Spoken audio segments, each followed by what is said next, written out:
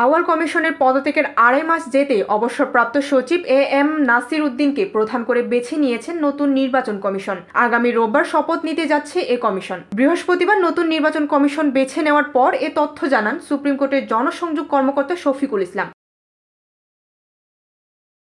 সিদ্ধান্ত মোতাবেক 24 নভেম্বর রোববার বেলা 1:30টায় নতুন প্রধান নির্বাচন কমিশনার ও 4 কমিশনারকে শপথ বাক্য পাঠ করাবেন প্রধান বিচারপতি সৈয়দ রেফাত আহমেদ।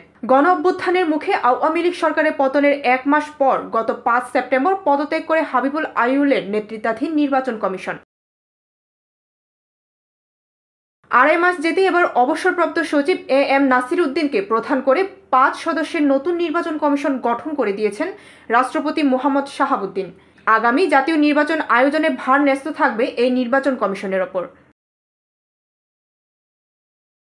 ডেস্ক রিপোর্ট, ভোরের পাতা।